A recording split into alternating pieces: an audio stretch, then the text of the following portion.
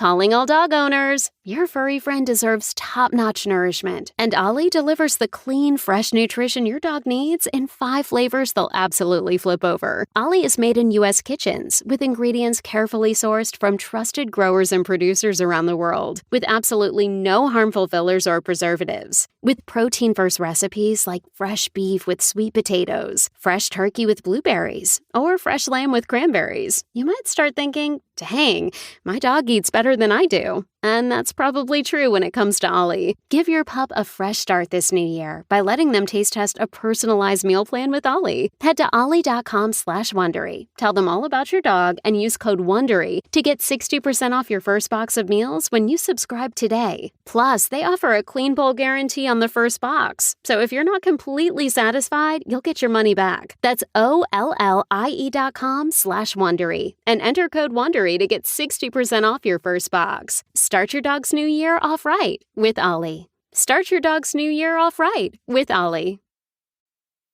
Most weight loss plans are one size fits all, not taking into account each person's individual needs. Noom, on the other hand, is built for your psychology and your biology, meeting you where you are.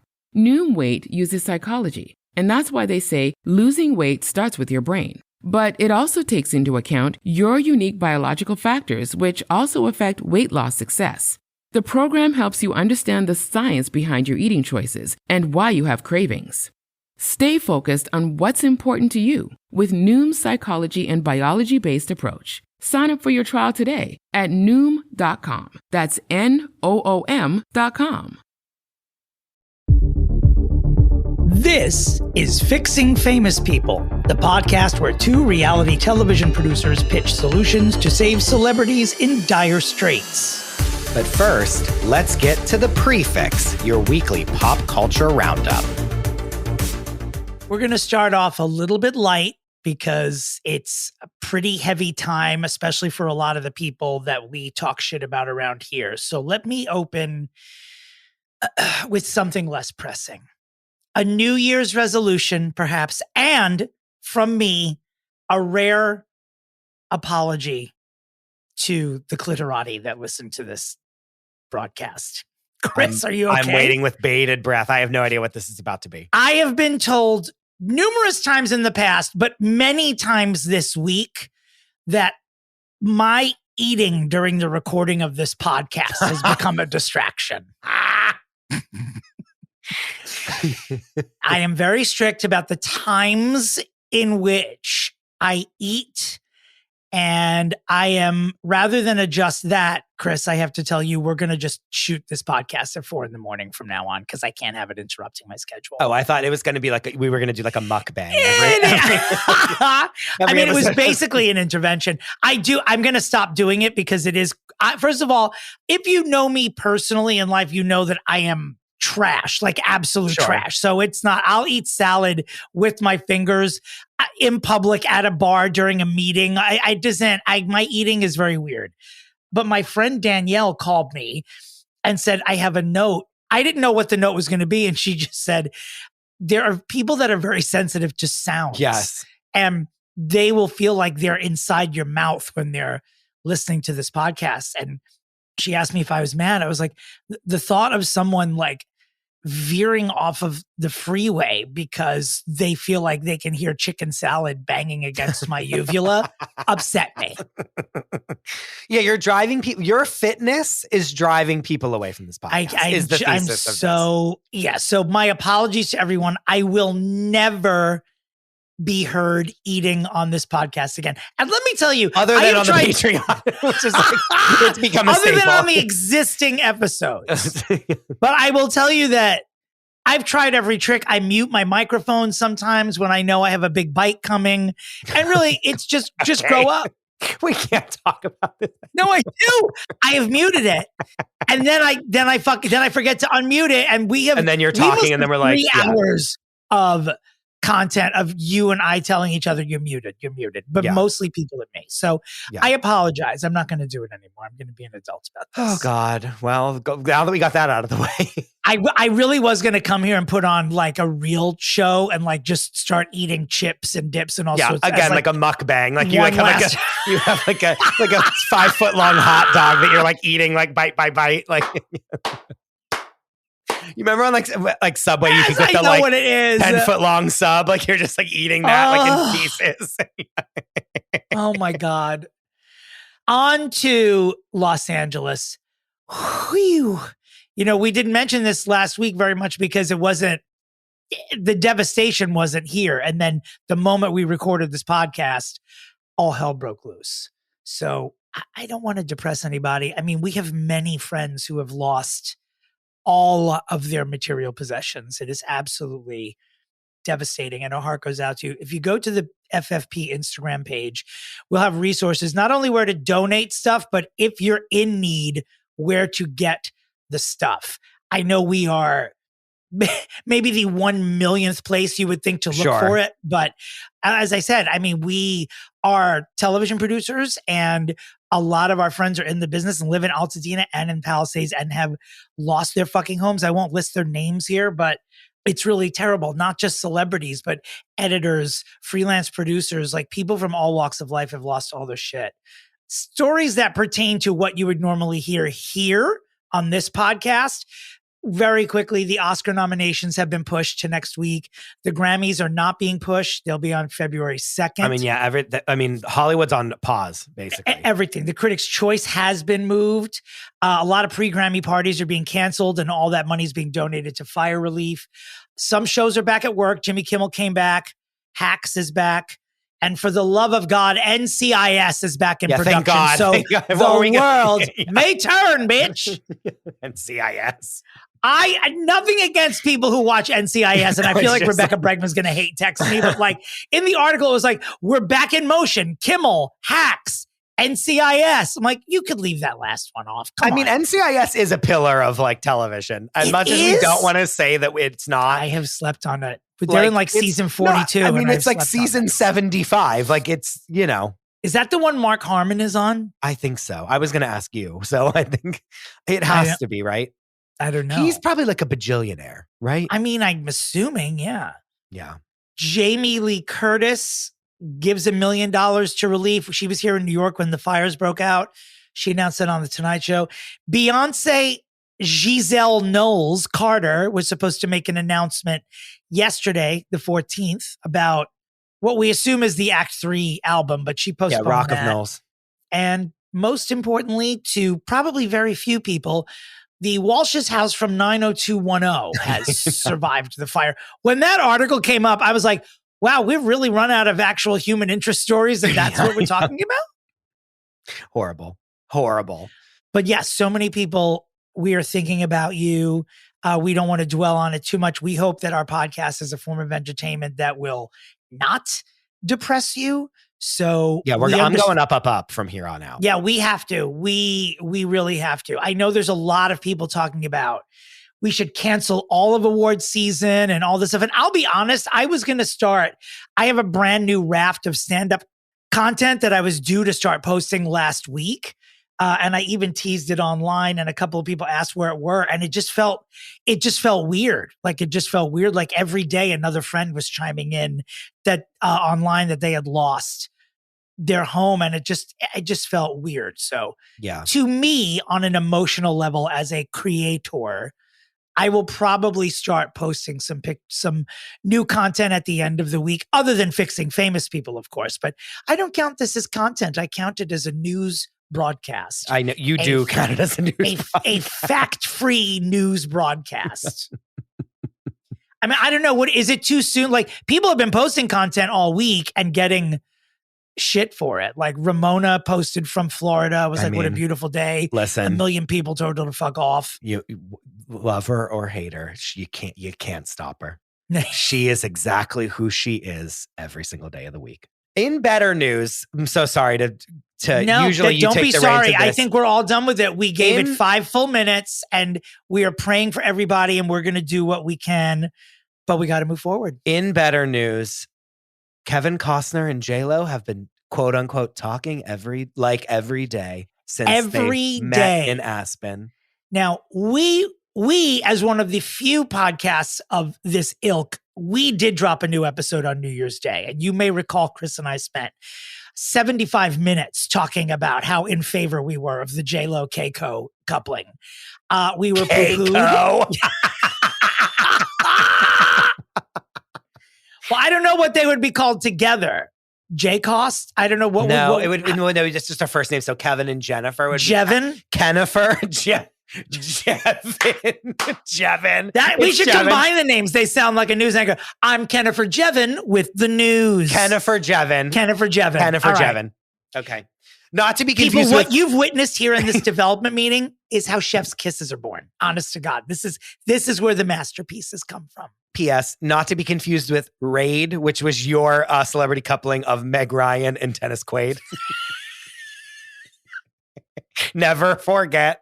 I should be shamed into comedy retirement for that abortion.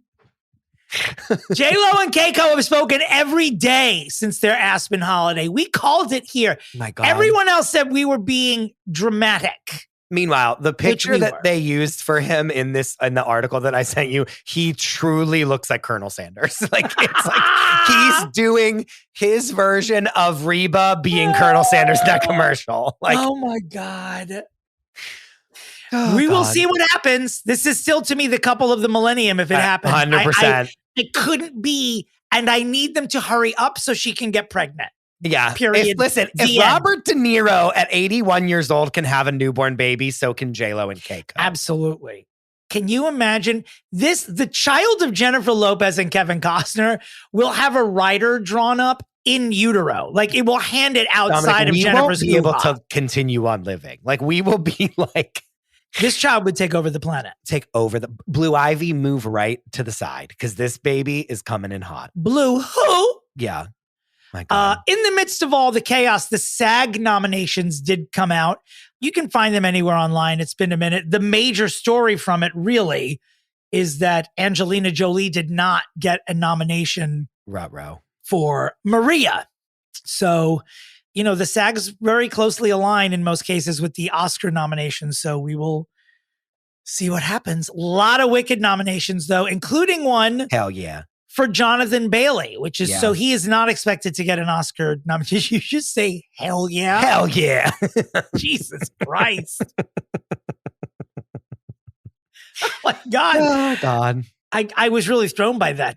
Also, the Directors Guild nominations came out as well, and there are no women nominated.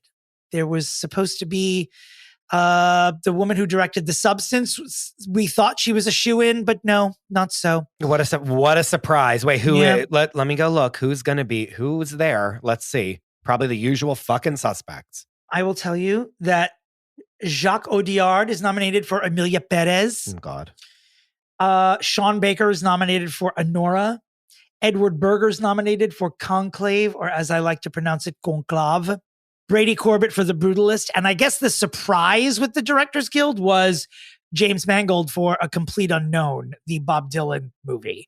He was not expected to get a director's nomination. That was supposed to go to the woman who directed Substance. Also, Conclave directed terribly. Sorry. I hated the camera work. I thought it was so 2008. I know I'm like in the minority, but I thought it was a snooze fest to me. The whole movie or just the direction? Just a lot of the stuff in it. Like a lot of the choices, I was like, why is this the choice? It's obviously the wrong one. And you're like, what's happening? But anyway. Oh, by the way, the woman who directed Substance, her name is Coralie Fargiat. I'm sure I'm pronouncing that wrong, but she does have a name. She's not just the woman who directed Substance. I still need to watch The Substance. Maybe I'll watch it tonight. Wait, you haven't watched The Substance yet? I haven't. I said I'm scared. Oh my God. You shouldn't be. It's a level of gore that once you know what they're doing, you're used to it. Doesn't surprise you the rest of the time, but it's crazy. Better than like a scare, like where it's like a ghost is haunting someone. That's what I hate. It's not like that at all. Yeah, no. It's like I can take like her body blows up and then she's like, what's her name? Yeah, like that I can do. It's not, I don't even want to. Have you seen Honora yet? I've seen like the pictures of like when she's like that like bulbous blob thing. So it's like insane. It's I'm down.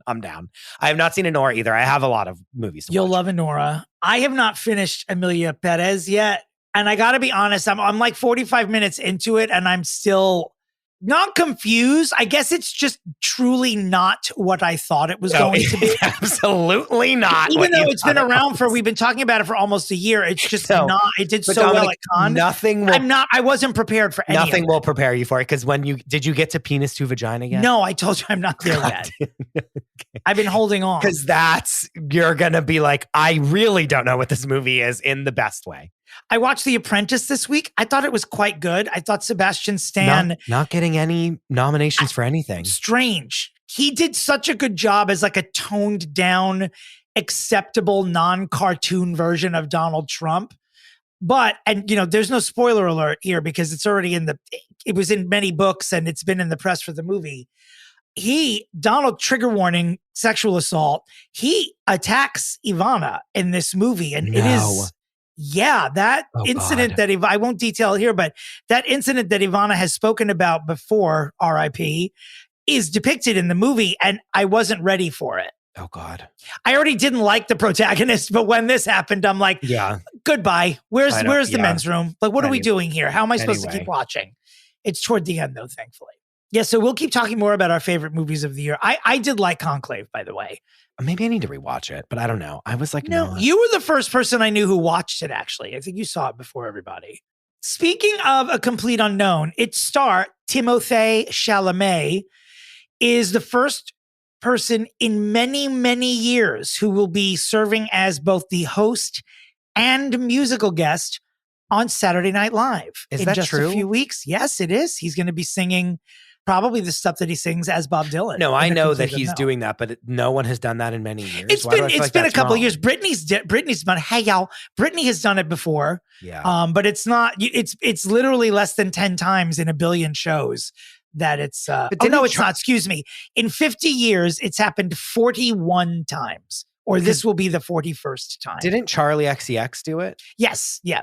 Yeah, but that was like this is I really misspoke. This is someone who's not a professional singer being the musical guest. Got it. This is the first time in a billion years that has been the case. Okay, Forgive me. Because I was like, Charlie Chalamet is like this year. He's not a recording artist. Correct. But that number is right. 41 times it's been the same person. Charlie did such a good job of hosting. Yeah, she as did. well. Very surprisingly, I won't lie. I wonder if she'll get an Emmy nominated this year. Maybe. In other SNL news, as we're back from the holiday break, they are opening up this Saturday with Dave Chappelle as their host. Oh, brother. I don't know. Let's see how this goes. I'm curious to see his monologue, but since the last time he was on, there's been a bunch of negative press. Not that there wasn't always, but about his sort of anti-trans shit. And Michelle Buteau just released a segment on Netflix. Love her. She is not a fan of Dave Chappelle, and she came out in her Netflix special swinging at him. I believe he's probably going to say something about it when he takes to the stage. My opinion on it is just sort of like, maybe spend 10 seconds on it and go away. Like, we're done on either side of it. I don't care what Dave Schenck thinks about trans people. At all. He's done it. At all. Christopher, we are now at the point of what I will assume now be every broadcast where we talk about an update with Blake Lively and Justin Baldoni. Can you help me here? Because I don't even know where to begin. And know that we are working on like a full episode where we break down like everything. I've been like deep. I'm deep in the zeitgeist of it. And we're going to bring on some experts and we're going to do a whole situation with it. But developments are this conspiracy theory, which I think is true, of in Wolverine, or what is it, Deadpool and Wolverine, there is a character that they call Nice Pool. Is like this like doe-eyed version of Deadpool from another universe that's like a feminist and like is like so like loving, and everyone is saying that this is them making fun of Justin Baldoni. Right. I think it's true. Ryan and Blake combine forces in a Marvel movie to mock Justin Baldoni. Yes, which just shows you that like guns were blazing and they were like gonna come out swinging like way like that was like when they were shooting these movies like basically at the same time, were they not? Yeah, you know what I mean. Like even like that movie came out like before her movie right came out. So this is like they were already gunning for him, and not that he didn't deserve it, but like they were already gunning for him like way back when. I can see what's happening here. By the way, Christopher, is that you're going to somehow turn yourself into the Nancy Grace of the Blake versus Justin moment. I wish. That is like my dream. Are you kidding me? I'm going to hear you on other podcasts from this one going, I don't care what anyone says. Blake Lively, explain yourself. I'm going to be like, is that my pod partner, Chris? What's like tot? What's their version of like tot mom? What can I say? like nice pull. Yeah, nice pull. He said this. I can't even do it. I ask you this, Blake Lively Reynolds. Is nice pull a joke on Justin Baldoni? I have like Nancy Grace's hair. Do it. Do it. Get a wig. What's Nancy Grace do? Is she still on HLN? I don't know, but there's this woman on the Natalia Grace special. Dominic. Who looks like...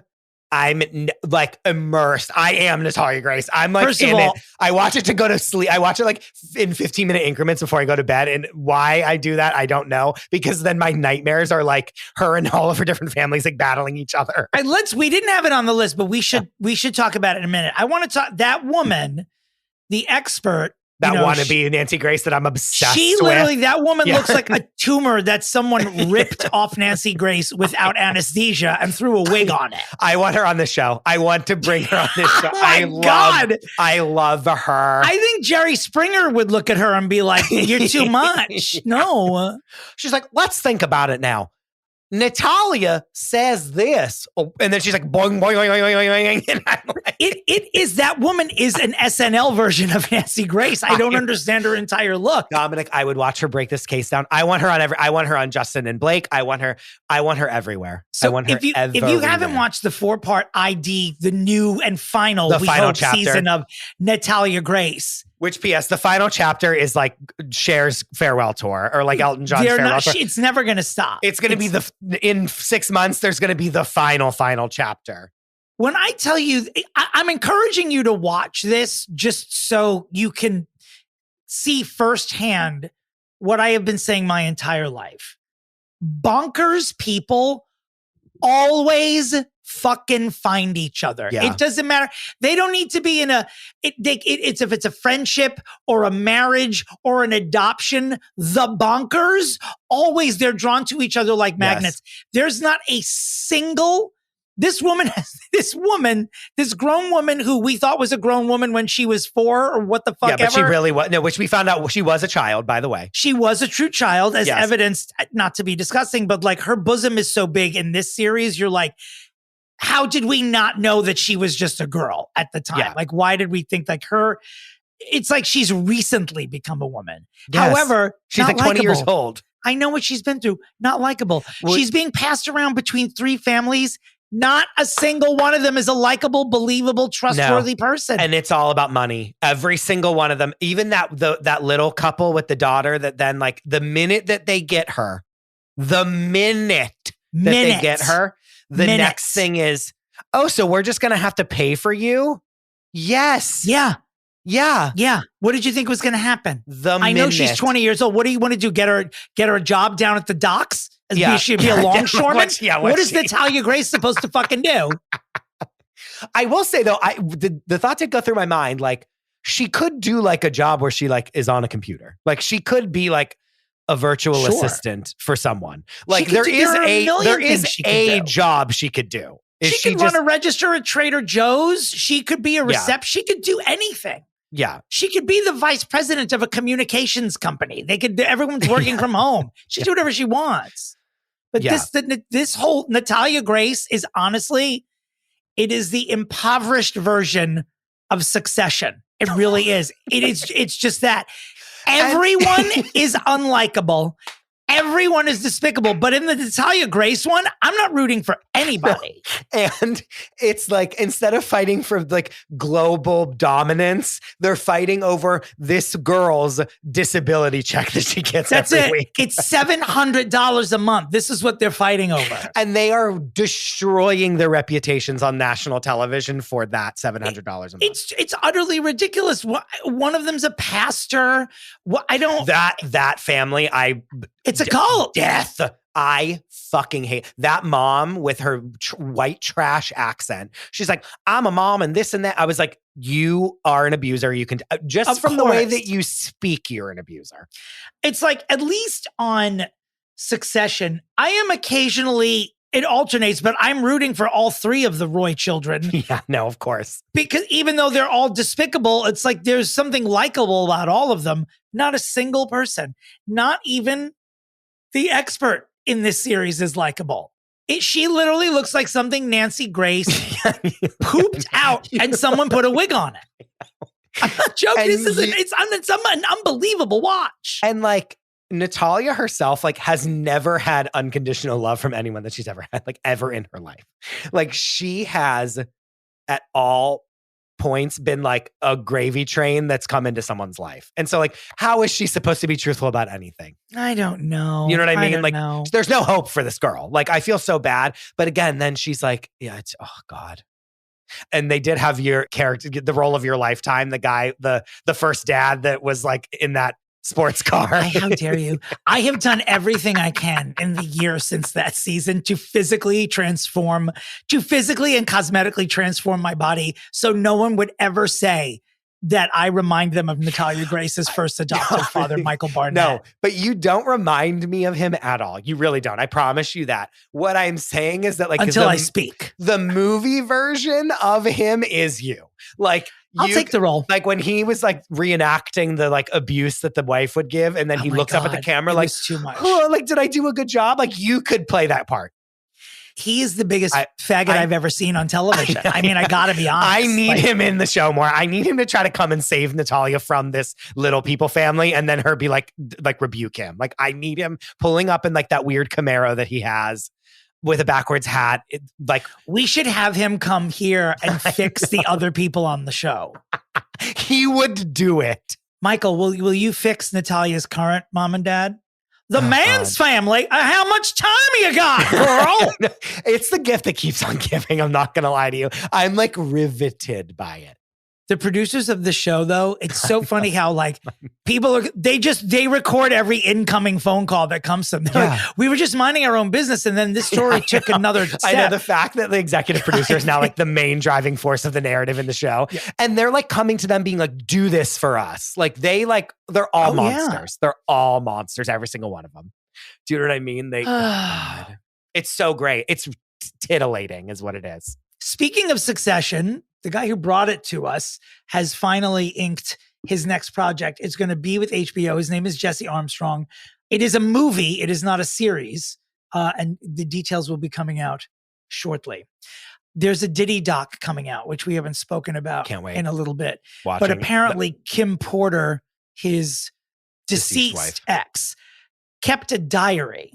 And somehow that diary is coming into play with this doc. I'm not 100% sure who got a hold of it and who was able to sign the release that said someone can use these entries, but apparently it's not looking too good. No, that doc is gonna like just slot right in. Once I'm done with Natalia Grace, that one's going right into the same spot in my world. That is, Let's hop across the pond briefly. Will's, we still don't know what kind of cancer King Charles has or how he's doing, but what we do know is that Will's is taking control little by little in ways that Charles never did, even when his mother was 1,000 years old and in danger of imminent death.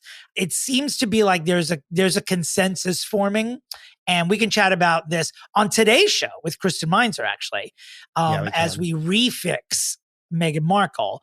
We can chat with her about whether or not what I'm reading is true, which is that everyone's sort of coming together and saying like, it's time maybe for Wills to actually take over and just usher us into the new world. Which I'm liking that. I'm liking that. Like him being this age, it really is a facelift on the, you know what I mean? On the family itself. I don't mind it. And I think that can then bridge the gap. Now we're going to talk more about Meghan, obviously, as Dominic, oh my God, we didn't even mention it. Dominic, we didn't even congratulate ourselves on being our 100th fucking episode of this podcast. Woo! Let's think about, like, I'm so sorry to pat ourselves on the back. Not like we never do that ever. This is like a big deal. Like, I'm really proud of us. I am too. I really am. It has brought joy to our lives and to the lives of many people who listen to it. And we got to meet so many of you last year, and we talk to you all every day. It's my part-time job, is communicating on Instagram with the people who listen to this. And I love it. 100%. It's the best job I've ever had. And so many people have written in being like, I love you guys. You're the best part of my week. Like, never stop doing this, blah, blah, blah. And it like makes me feel so like, cause that's the thing is like, if we just did this and no one listened to it, by now you and I'd be like, okay, we're good. Like, we're done, obviously. But like the fact that you guys listen, like it's appointment downloading every Wednesday morning for you all keeps us going. It really does.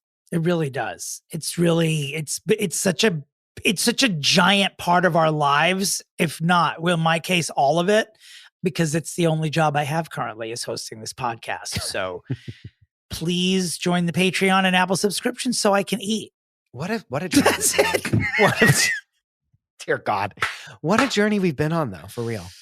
Yep. It was in between. I'll never forget it. I was at a Walmart in Hudson, New York on December 27th, 2022.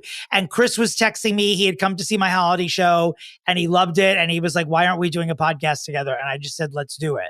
Because the key was Chris had already done a podcast. So I didn't have to do any research how to start one. You just had to show up, which was fine. I just showed up and shook my tits and then went to sleep. But it was, yes, I'll never forget it. I should save those texts and have them etched into marble.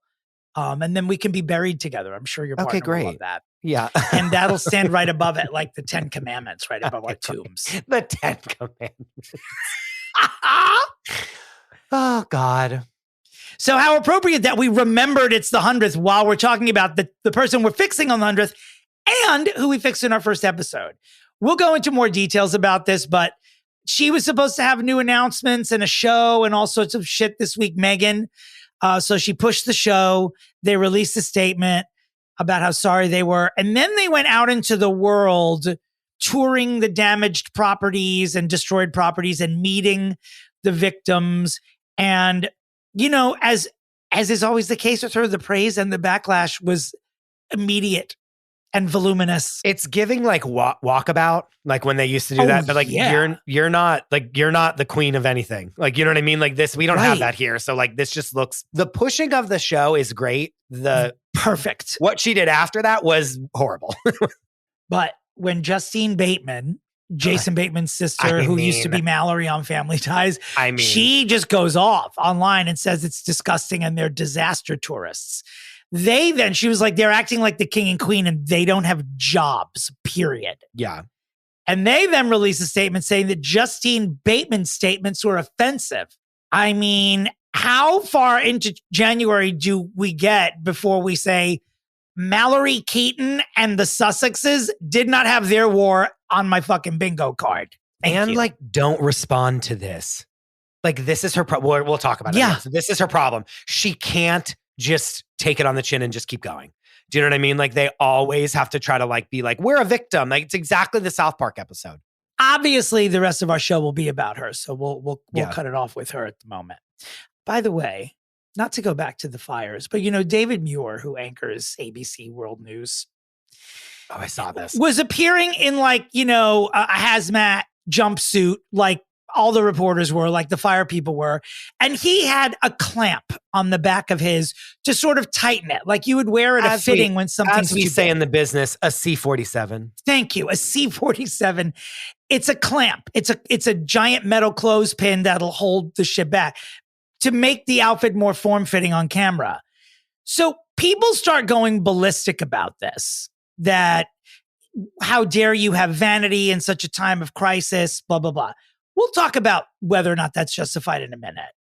What is not justified is TJ Lutelius Holmes and Amy Roback going on the offensive, saying that David Muir's behavior was just inappropriate in any way. How dare you? How dare you? A, lecture about inappropriate behavior. B, ever again in your life. Ever again in your life. Period. Done. You're done with it. You don't get to do it anymore. And also, this is, for me as someone in the business, this was a former colleague of yours. Like, you worked, GMA is I think part of ABC News. No, and also, coming back. But this is someone you saw every day. And then, you know what? If you thought he made a bad decision, if this guy's friends with you, text him. Also, who the fuck do you think you are? Not only, it's not like they're like, you're acting like us. Shooting us. No, we're not you. You don't say shit. But it's not even like they're shooting across the bow to be like, Hoda and Jenna are like doing something horrible. Like, you should never think that you have the like gall, the unlitigated gall to comment on David Muir, who's like ostensibly now like Dan Rather to us. Do you know what journalist. I mean? Like, yeah. Like, he's the leader of our nation. Dare you? And you want to know what you need to do? Go to fucking rehab. How about that? Go have 14 drinks and then let's talk. I will tell you, I went to journalism school at Syracuse, and there was a professor I had. She was a local reporter up there named Cheryl Nathan. And every time she would tell, she was like definitely like, she was a pro and like a hardened, like a scary journalist type. Yeah. If you know what I mean. But every time she'd tell a story about getting together a news story or something harrowing, she'd always very specifically end it by saying, and then you need 5 minutes to get your shit together because you're going to be on television. And don't ever let anyone tell you that you're not allowed to talk about your to handle your appearance when you're the one that's going to be on television. Because if there's anything distracting about your appearance, it's all people are going to talk about. So look as good as you want to look on television and never have any shame about it. And she, being a woman, said, especially as a woman, you know that if there's a hair out of place, no one's going to care about the LA fires. They're just going to talk about you. And this was like pre-internet, by the way. Yeah. So inappropriate. Also, the other he's thing still going to be on TV, and we still want him to look like he can put a clamp on his fucking. Well, the other thing that people were saying is that if it's too loose and the wind is so bad that like his mic would be like affected. Like if he was wired up, like if the jacket's like hitting his mic, which you and I both know is like makes the audio unusable. So that's another part of it. Is it's I don't want anyone to even have to say something like that. Yeah. Anderson Cooper's is baggy and he's got ash on his face. Good for Anderson Cooper. Anderson Cooper's a Vanderbilt. Anderson Cooper's a Vanderbilt. He can have ash on his face for once. Also, he is so white. Do you know how little it takes to put ash on Anderson Cooper's face? Like, you and I could just breathe in his direction. If I farted on his face, it would have been worse than what he was there around that mask. Yeah. Step away from David Muir. Who PS looks great, by the way. And it never does it, actually. Is looking great. I mean, isn't that the root of all of this? Is that we just don't want hot is like freaking, Fuck you, Lutelius. The Bachelor's cast has been revealed for season 29, and The Bachelor, for only the second time in The Bachelor's 900-year history, is black, and his name is Grant Ellis, and he is a piece of ass. Yeah, he's a hottie. So the season's already been shot. Chris and I have both applied to be on the season. Once we found out who it was, we were turned down. I might pop over there for one episode just to see what's up. Oh yeah, just to see if there's a nude scene or if they blur him out naked if they go to a nude beach. I think maybe I'll just say this sentence and we won't comment on it unless you feel strongly about it. Okay. Actually, the next two stories, I think I'm just going to say a sentence. And then we're going to move on. Okay. And then we'll see if Carrie Underwood will be singing America the Beautiful at Donald Trump's inauguration. She made a song that was eerily similar to a song that my friend made. And then when people on the internet put it out there that it was very eerily similar and very suspect, she then put out this thing that was like, oh, I wrote this 3 years ago, blah, blah, blah, blah. So that's all I have to say about that. I mean, she can do what she wants. I wasn't a fan of hers or a detractor. Either way, she's still welcome in my home. But when she's here, she can run coat check at a dinner party. That's about it. I love Kelly Clarkson. Anyway. Boom. Armie Hammer has a new acting job. It'll be out next year. He's going to be in U-Bowl's new film called Dark Knight. Why? Well, because it's like the old Hollywood adage. Yeah. The more you threaten to eat someone, the more work you get. Well, he's like, I'm glad that he's on the, he's back on the, I'm going to try to rehab the image train. Right. Oh, so we're done with the whole, he's so like, poor, I can't afford gas. Yeah, that didn't work. So now he's doing like, I wanted to get caught so I could be like exposed for wanting to be a cannibal, like kind of a thing. Well, he says in this latest article, his dance card's full. Like he's turning down work now. This is just the announcement of the first of a billion things he's going to be in now. Well, now that we have like it ends with Us was like number one on Netflix for like a month after all this shit came out. So like they're like, people are now like, oh, people will like hate watch whatever I put him in because it's him, which like, again, I would be like guilty, you know what I mean? To be like, let's watch him act again, like, and scream at the TV.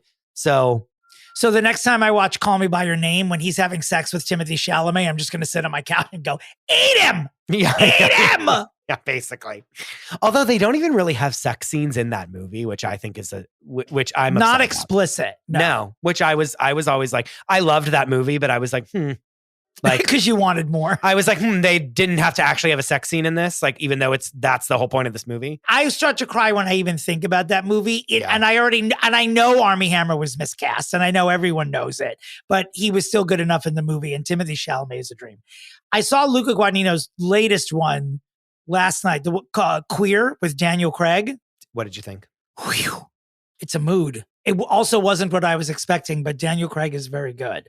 He might get nominated. It's very sad. I found it to be very sad. Well, what a surprise. Yeah. Why are you surprised? Why? Because it's about a middle-aged gay person. Yes. Yeah. And it's like always like that someone's dying and there's yeah, of course.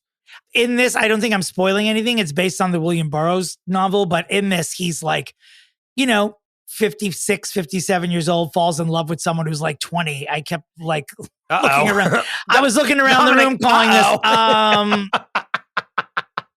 what's happening here? Were you just looking in a mirror for 2 hours? I don't know. And then things kept happening during the movie when I was like, I don't really have my own life. I'm in a simulation. You were like, am I being punked right now? Is this the Truman Show? Then they started doing ayahuasca, and I was like, "Oh no, too far." You're like, "Okay, we're back. I just smoke weed. I can't. I'm not going to do anything that incapacitates me." No. Oh, Dominic. Well, I would say that we have. Honestly, we got to go soon. We do. We have people knocking down our door. So what? We got to mention one other thing though, because we forgot to mention last week that Tom Holland and Zendaya got engaged. I'm happy. So let's end on that wonderful news. I'm happy, and I'm thrilled for them. I'm not going to lie. I was very attracted to him when I saw that video that I sent you where she was being swarmed by paparazzi and he like pushed people out of the way to like save her. Yeah, I have had a boner for Tom Holland the moment he lip synced Umbrella on Lip Sync Battle. Incredible. I hope I don't regret that and that someone tells me he was 17 when he did that. So let me just say, if he was, I really didn't have a boner. But once he turned 18, this is terrible. This is why they make movies about me. If you are a Patreon-y or an Apple subscriber on the a la carte today, Alec Baldwin is now suing the city of Santa Fe because they did not hear Beat It Baldwin's last week. Anita Bryant's dead. We'll throw a small party for that. Rachel Maddow's back to rescue MSNBC. Macy Gray stormed off the Masked Singer UK. Have you seen this video? No. She stormed off the stage without even taking her mask off and revealing who she was because she was pissed that she lost this round. We'll be talking about that. We're going to talk about this poor woman in France who was scammed out of 850,000 euro by a scammer who was pretending that he was Brad Pitt and in a relationship with her. And then finally, we're going to talk about Brooke Shields' vagina on the a la carte today. Story. Dominic, I need to tell you something. Okay. Is it about Brooke Shields' vagina? Because if you have new information, I will shit myself. I've made contact with someone that worked on the Baldwin's TLC show. A, will they reveal their name? B, will they come on this podcast? No and no. Using a voice disguiser? No, maybe. No, maybe and maybe. They barely talk about the trial. They barely talk about the trial. I'm furious. So this is going to be a show about child rearing and how to make your Caucasian children think that they're members of another race. Great. Yes, even though many people have written in saying that Spanish people are white, but I'm not educated enough to even know what that means. But thank you, Wokeverse. Go. We have to go. Thank you. You're the reason Trump is president. Keep telling me that. Goodbye. Vital messages. Bye.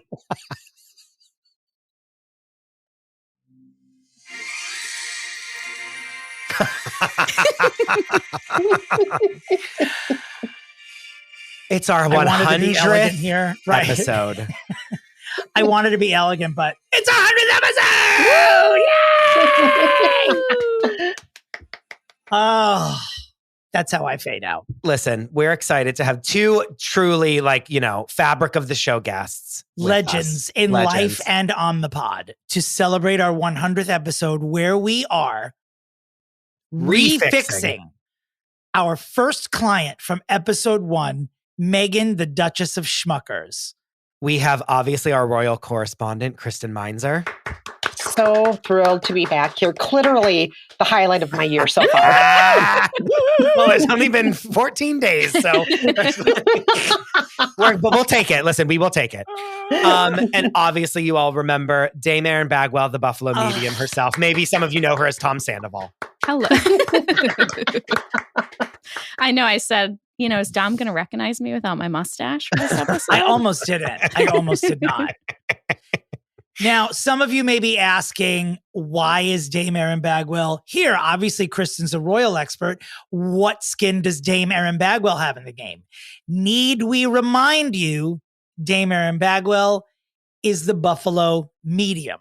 And a few months ago, when we decided we were going to do Meghan Markle for the 100th episode, and we had already been down this road with Erin channeling everyone from, Marilyn Monroe. If you have not heard the Subway Dust episode, that's what's cemented. And we were like, we'll do this every week. We'll do this. Well, we have to get Princess Diana here. Obviously, we have to book her as a guest. And so it really sparked from when we fixed Kevin Costner, and Dominic, you brought up that he said that he had a conversation with Diana about being in the Well, and when we channeled Whitney Houston, that was also another crossover. It kept coming up, the question. So we're going to hold off. Diana's going to come up later in the show, but I just want to know, don't tell me a yes or no. Did whether or not Kevin had a conversation with her about the Bodyguard, is this part of what you're going to tell us later? Dom, I don't think you are ready for what I have for you. Oh, Jenny! I don't think you're ready. I'm going to crawl out of my skin. Honestly, I had, and we'll get into it later, but I had a whirlwind morning with Diana. Wow. Oh God, I'm not ready, guys. We are all on the edge of our seats now. This is a dream. I'm sure it's a dream for Kristen to get the words of Diana herself also, yes. Right? From the Queen of Hearts directly, yes. Dear God. Okay. All right. So Christopher reminded me right before we walked into the room that we were not doing the middle name game on the first episode. So we've never actually discussed Meghan Markle's middle name. So we get to do that here today. Meghan Markle was born August 4th, 1981. She is 43 years old. She was born in Los Angeles, California. She is, surprise, surprise, a Leo. Yeah. What is Meghan Markle's middle name? Well, I'm going to tell you that Meghan Markle's middle name is Meghan. No. What is Meghan Markle's real first name? Wow. Kristen, do you know? What yeah, it is? I do know. So I don't think it's fair for me to participate in this. Because you know. But I will give a hint for those who may not know. Okay. And that is her character on Suits. That is my hint. I don't know it. Is it Rachel? Erin, is that your guess? I was going to say Rachel's Anne, her name, I think. Very basic. Anne was what popped into my head. Anne Meghan. It is Rachel. She is Rachel I know, Meghan she Markle. gave me the hint. I would have never have guessed Rachel. I got it, but I don't feel like I earned Guys, it. we're But talking about a Rachel. Yes. Doesn't that change everything? That changes. Yeah, it really vibrationally it does. Wow, Rachel. Yep. Wow. Yep. I mean, Rachel House of says something different to the world Dolezal, than if you Meghan, will, right? with all the famous Rachels. Oh my House of Dolezal. House of Dolezal, except this Rachel is an actual woman of color. Oh no. Oh God. Are there any other famous Rachels? I always Maddow. think of Rachel Green, the character on Yeah. Friends, is probably the most famous Yeah. Big Rachel. famous. Yeah, correct. Yeah. That's a good one. My cousin, Rachel Maddow. I have three cousins that are sisters, and when I tell you that their names are Michelle, Rachel, and Monica, and when like Friends came out, two of them were Rachel and Monica, and my aunt always used to say like, imagine if I would have named the other one Phoebe, and I literally had the three girls from Friends as my kids. Isn't that crazy? That is fun. That is crazy. Just a few other famous Rachels, by the way. Rachel McAdams, of course. Oh, Yes. Rachel Maddow. Yep. Yeah, that's what Dominic said. Yep. Rachel Lee Weisz. Cook. Yep. Mm-hmm. Yep. Rachel Ziegler. Okay. Oh, yeah. Oh, Rachel Weisz, Daniel Craig's wife. Yes, the exactly. Academy Award winner. Exactly. Oh, Rachel Dratch. Of course. Rachel Dratch. Wow, I don't think of her as a wow. Yeah, you don't think of her as a Rachel. Yeah. Also, two of my best friends from high school, like that I still am like best friends with today, were both named Rachel, and they were best friends. So we called them the Rachels. It gives Is me a one of them millennial Rachel vibe. Meghan Markle? No, it's not. Sadly, no. Please, can you imagine? You've been keeping it secret this whole time. Yeah.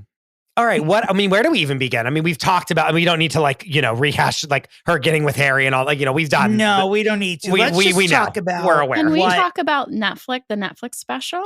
It's been pushed. I want to start with Spotify. Kristen, I'm sorry what we're about to do, but like we need to talk about, I feel like we start with Spotify. Sure. Oh, yeah. And I have thoughts on Spotify. I absolutely do. Yeah. Okay.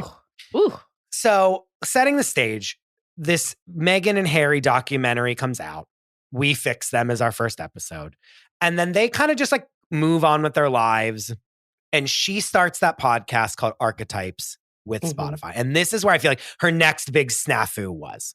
And Kristen, you tell me if I'm wrong, but like basically she signs a like $1 bajillion deal with Spotify, a la Joe Rogan and Call Her Daddy kind of level. Yep.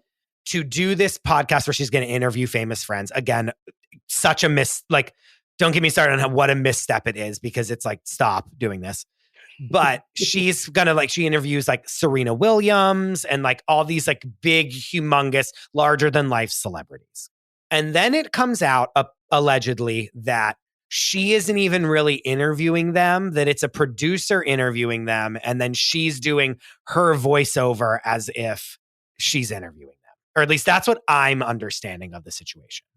So my understanding of the situation is that did happen in some cases with the lower profile guests. That's my understanding. Not with her actual friends, not with Mariah Carey and so on. She was actually she's too good for Serena Williams, the best athlete to ever exist. Like that's going to be a no. And that's actually her friend. Very Downton Abbey right now. Yeah, they're actually friends. Absolutely. And so, but my understanding is that with certain lower profile guests she had on the show, I'm not sure if you listened to the show, but each episode had a theme. And that's how she tried to make the show different from all the I'm a famous person interviewing my famous friend podcast, which there are way too many of. And I agree with you, Chris, that we don't need more of those shows. But what she was trying to do that was different was structure each episode around a different stereotype or archetype that is thrown at women. For me, that show tiptoed close to the edge of being fantastic and then didn't go all the way. And it's a shame because the show had, it won awards. It displaced Joe Rogan for the first time in the #1 slot, which nobody had done before the show. It had so much potential. It had so many listeners. And then she didn't go all the way. That's her biggest problem to me, is that she wants to look perfect. It's the Martha Stewart disease. If you watch the Martha Stewart documentary, she's desperately wanted to be quote unquote perfect.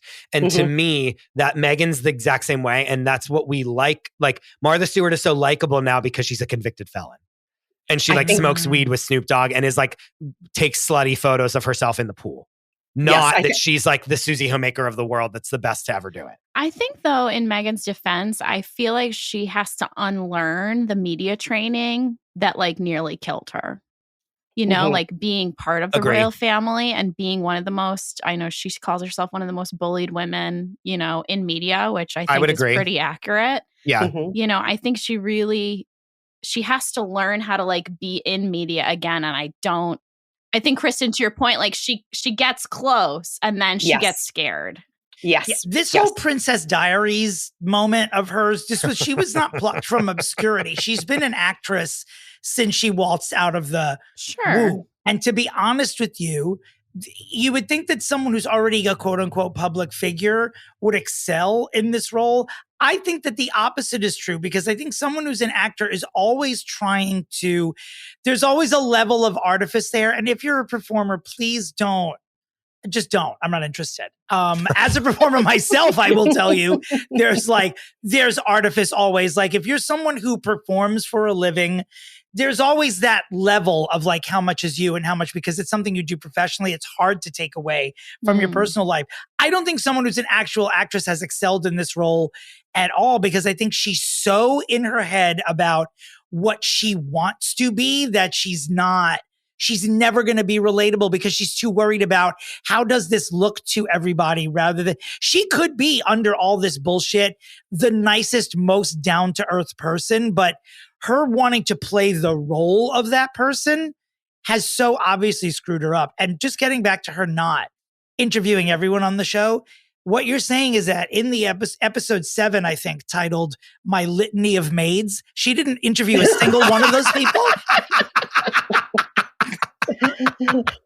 Is that what you're saying on this podcast right now? No, but not for nothing. Like that's bad. Like for her to not even show up to an interview on her own show and try to fake it, like that is fucked up. Right. Like that's, and again, she could be the nicest person, but like how fucked up would you feel walking away from that interview? Being like, that's like if we were like, we're doing 100th episode and you two showed up and there were like 2 mannequins in these like seats and then we did it all. You know what I mean? Like you'd be like, what the fuck is happening? Like I think she wants to be an actress. I don't think she wanted to do this podcast. No. I don't think she wants to do this Netflix show. But they're like, we'll give you $100 million. Sure. And she's like, okay. But didn't she not even finish it? I feel like that's the egregious part. Well, that's the next part is that then they like break their deal with them and the Spotify CEO is like, they're like grifters. Like, remember he like trashed both of them. And let's not leave Harry out of this conversation because I think what we especially, in the kind of country that we live in, we're so ready to blame her for everything. He's just as much to blame for most of the things that happened here. And like, I think whenever she has to back away from being relatable is because he is like, I'm not relatable at all and never will be. And so like I have to pull you back into this weird, wherever we live in this limbo of the world. I think that a lot of it has to, remember, he's still there with her. She's not, Yeah, I absolutely agree. I think Meghan is always the one who's thrown under the bus. Yeah. We called it, and when I say we, the world called their stepping back from their senior royal positions. Yeah, they called it Megxit. They didn't call it Harry exit. Right. They constantly throw her under the bus. And she is literally the most written about woman in all of the British tabloids. Sure. If you look any single day on the Telegraph, on the Daily Fail, on, Page Sucks, on any of the tabloids, not just the British ones, some of the US ones as well, the top 5 most read stories of the day are always about Meghan. They say that nobody cares about Meghan. Oh, she's old news. And yet they write about her every single day as if she is the world's #1 villain. And so I think you're right, Chris. Harry is very much a part of all of this, but Meghan gets blamed all the time. Yeah. And it's Meghan good that you brought that up. Meghan didn't write a book like airing out every single embarrassing thing that her family members have ever done. Like, you know what I mean? That's, I think, the thing we really overlook when they're like, oh, it's because of Meghan that they're upset. I'm like, no, they're really actually upset because of Harry's memoir, in my opinion. But we're not fixing Harry on this episode. So. But that's sort of a standard anyway. I mean, it happened with Diana. It happened with Fergie. It's just if you marry into the family.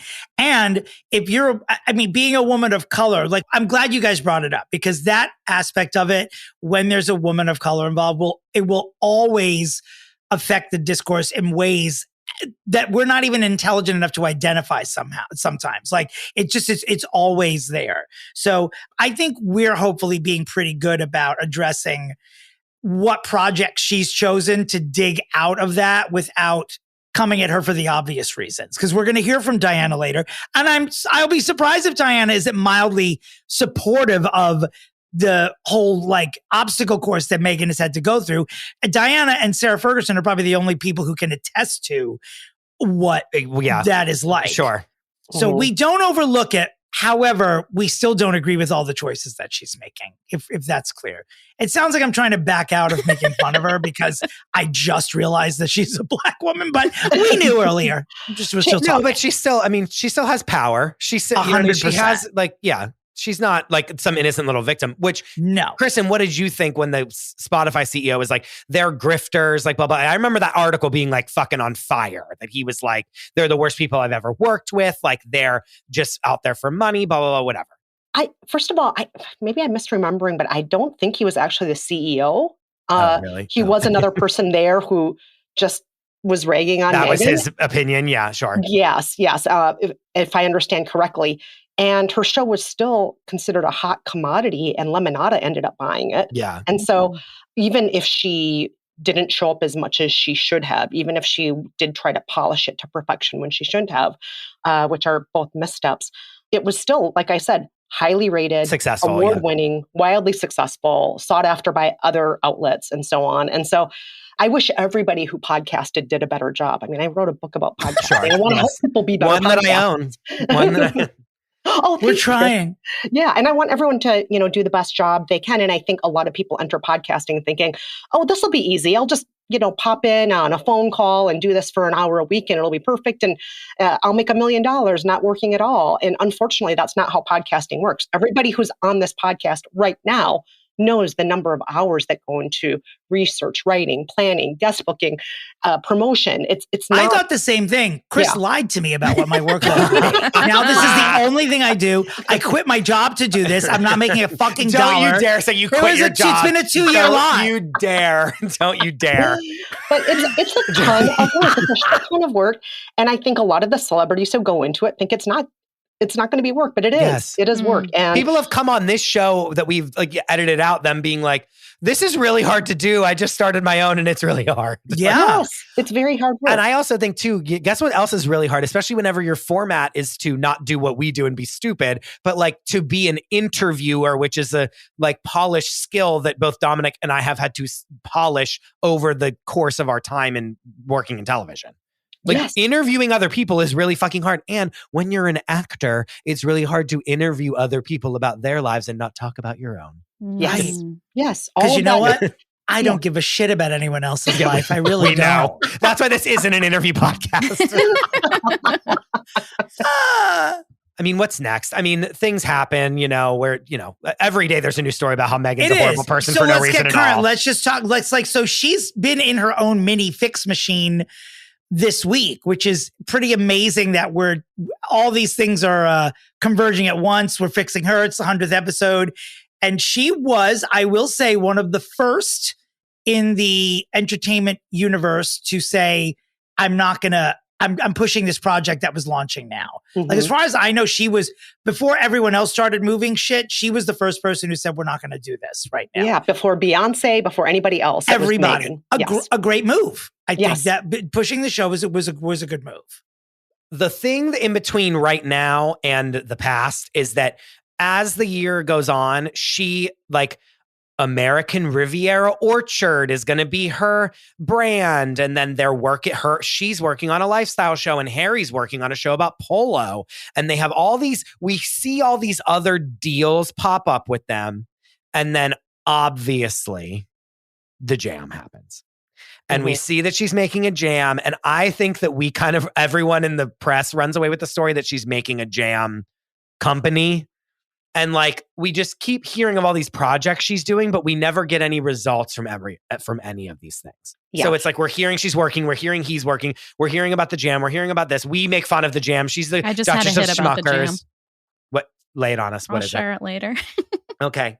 A hit meeting from Diana about the jam? I'm not telling. Okay. Oh. And I think the jam is just something she made on this show when she was filming it and didn't tell us. And then she sent it out because that was a part of the show. And then we said she's starting a jam empire, and that's on it. Right. Christopher, more people on our planet know about the jam from this podcast than they do from her Instagram and her PR. That's what I'm saying. That's what I'm saying. I think that we made up that she is having a jam. Don't you? No, she's got a goddamn jam. She announced it. The American Riviera Orchard Company has a whack PR team because it's once every 45 days or so last year, they'd be like, hi, we're still here. Here's the jam on a biscuit. Or now we're making dog biscuits too. Stand by, watch this space. We're watching. And instead, a TV show comes. Yeah. It's just like seemingly, and I have confirmed this a little bit with friends that have worked closely to her, like the overhead of her team is so large. And it just seems like there's so much red tape to cut through for her to get a jam to market is such a heavy lift for her, and it shouldn't be. Do you know what I mean? Like it's everything that we hear that she's in the works. Like for a whole year we were strung along of like all this stuff is in the works for her and we never get to anything. That's the fix. She needs to make batches of this jam every day and then sell it lemonade stand style outside your fucking house in Montecito. She should be bringing the jam to people that have lost their homes. I know I'm like being mean, like that's horrible, but like that's why didn't she have the jam? Why didn't she have the jam? I'm not going to mention any names, but when someone photoshopped pictures of her presenting the jam to these people, and then that got picked up by someone and was on Twitter, and more than one person sent me the tweet saying, please tell me this isn't real. And I was, not to be snotty, but I'm like, of course it's not real. You can see that it's photoshopped, but it was disturbing how many people liked it and were trashing her as though they thought when she did those tours of the wreckage, the damage, that she was presenting them with the jam. Yeah, it's shocking how many people believe bad Photoshop is the truth about Meghan's life. It's shocking how many people believe dumb, somebody said this, sources tell us this about Meghan. How many people believe the crap around her? On the a la carte for this episode, we talk about this woman who wired €850 to someone who she thought was Brad Pitt. She left her husband because she struck up an online romance with Brad Pitt. Sure. And the Photoshop who needed money for kidney surgery. So atrocious around that whole relationship. You look at the Photoshop, it literally looks like somebody just took scissors to a magazine photo. No, it's like bad on purpose. And then use crazy glue to paste it to something else. Yes. Who are these scammers hacking? Are they hacking like ophthalmologist office to find people with the poorest eyesight in France? And then they're like, this bitch will think that I'm Brad Pitt. Let's send her an email. But all this to say, like, she does not bring a product to market, whether it be a show, and a jam, whatever. But we're constantly hearing articles about, and this might not be her own doing, but like we're constantly hearing that things are in the works, and nothing ever happens. And I think that needling away of like we're constantly hearing that things are coming up for her is like, I think it's bad PR, to go back to what you two were saying. When you have a team that large, when you have that much red tape, when you have that much bureaucracy, a lot of people are making decisions that just aren't smart. Yeah. Nobody needs a runway that long for jam. No. Let us know a few weeks before, not, a year plus before. We don't need that much of a runway. But do you think that's her fault? Do you think it's just because we're so obsessed with her that like she it's sneezes in a direction and we're like, she's going to come up with Kleenex line? Like no, correct. You are right, It's just Erin. like we're just grabbing everything and we're talking about the jam. Like we're keeping the jam alive. It is. I think it's sort of like a symbiotic chaos, actually, because I think a lot of what's happening in her camp is her fault. I think she is probably a Leo with all these people and is like trying to be a bit of a taskmaster. And I think that truly the reason we're doing a second episode about her is because no one can figure out what the hell to do with her. And I think that even though we're here talking about her, I mean, literally every week for 2 years, but even though we're here offering our solutions, I think they have similar conversations at Archwell HQ or at the house in Montecito. Like, what are we supposed to do? Which is... Diana has a message for her. I bet she does. God. I swear to you, I don't. Tell us, Diana, please. I am so ready to hear from her. Okay. You have no idea how much I love Diana Spencer. I will use her Christian name. Thank you. So to set the scene, she pushes the show comes out, or the show trailer comes out. It looks like Martha Stewart living in 2025, basically, right? Correct, everyone? Right. Yeah. She's going to make, again, as I said last week, she's going to make a hummus and pour olive oil in it and spin it around on the table. And we're going to watch it. And I will be watching it. And that's what the show is going to be. Yeah. And then she pushes it back because of the fires. And here we are. Right. Which I think is the right move because yes, we have said multiple times that we were going to put this episode out on this date, and she was going to drop her show on the exact same date of us refixing her. It was supposed to premiere today. Yeah. Let's think about that for a second. Is she a listener? Probably. That's all. All right, moving on. Okay, I think it's time. I'll tell you what, though, and this is not my fix. I wish she was in on the joke more. Yes. Though. Like that will be part of my fix. Like her being in on it. Because she's just not. And I think that what she should have done in the spirit of Martha Stewart living, she should have named this fucking Netflix show Meghan Markle Giving in the same font. That truly would solve everything. Because if I know she's in on the joke, I will order enough jam to choke everyone in my building. I'm not even joking. I mean, honestly, if she was like, I'm starting a company called Meghan Markle Omni Media, we would be like writing her in for president. Like, again, she could run the country. Anywho, speaking of running the country, I think it's time. Listeners, grab onto whatever you have to grab onto. We are now at the portion of our broadcast where Erin Bagwell. she's doing Foley artistry of the notebook opening. Erin Bagwell is going to put us in touch with Diana Spencer. We are at the moment of truth. The Buffalo medium Dame Erin Bagwell is here. I'm not going to roll the red carpet out for you. You're here with the biggest guest that we've ever had on the biggest guest who's ever been on any podcast. Lady, then Princess Diana Spencer. What does she have to say?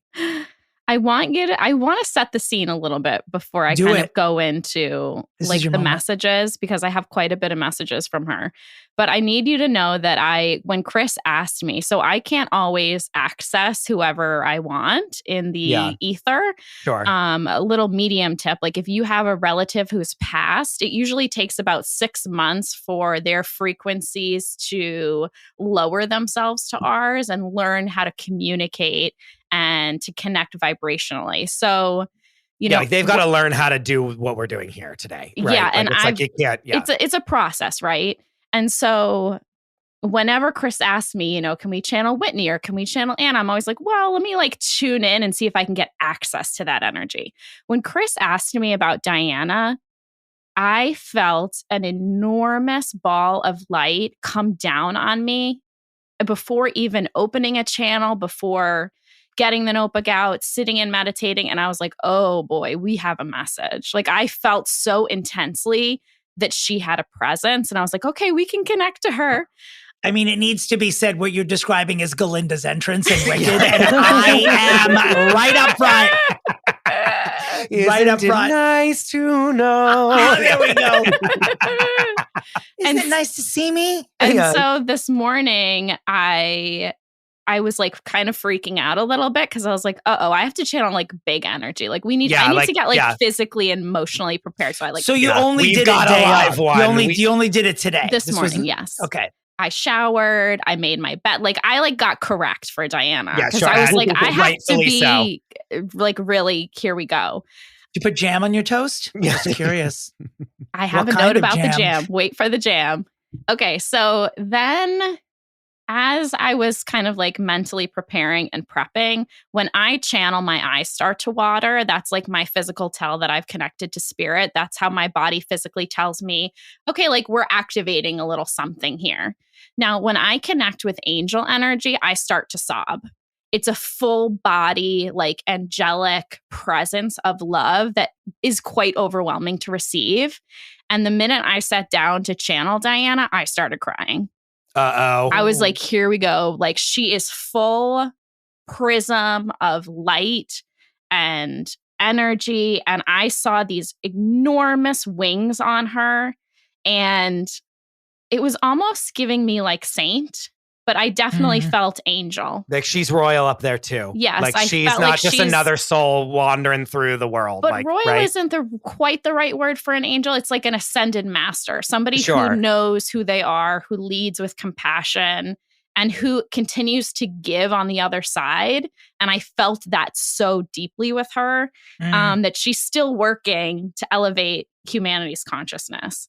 And it was a crazy energy. I can't even really describe. She's still working to elevate humanity's consciousness. Good Lord. Yes, she's still our princess. That. Absolutely.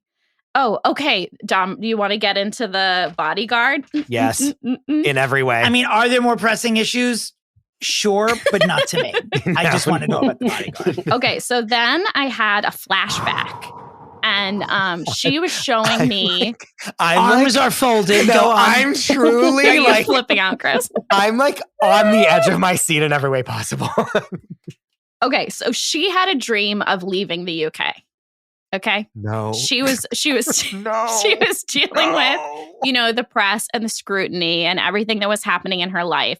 And so there was a dream to come to America, to leave the royal family behind and to be part of perhaps the Hollywood elite. And so I believe that she was using this opportunity from Mr. Kevin Costner to facilitate that. And she was really deeply considering it because she wanted a change. And I feel like she set the foundation for this word escape kept coming up. I need to escape. I need to escape. She was also having dreams of death and like feeling like the pressure of the royal family. And I feel like she knew she needed to kind of remove herself. And so I do think he offered her through the Bodyguard too, an opportunity to perhaps leave. And I will add that I think that set some kind of seed in Harry to later exit as well. Yeah, I mean, they did what you're saying she was poised to do. Correct. That's all I kept thinking as well as Dame Erin was talking. I was like, she's describing what Harry actually did. Yes. Now, was this movie role a means to escape royalty and then become a Hollywood elite? Yes. Was it so that she could have sex with Kevin Costner? Absolutely not. Right? No. Which is what Kevin Costner wants us to believe. Correct. She's always leading from like a heart space. And I think in that moment, she was feeling like, how can I escape? How can I move forward? Now, to be clear, you did say, Diana said that Kevin Costner did bring this up to her, which I have no dispute from me that Keiko himself probably jokingly said to Diana, let's do this.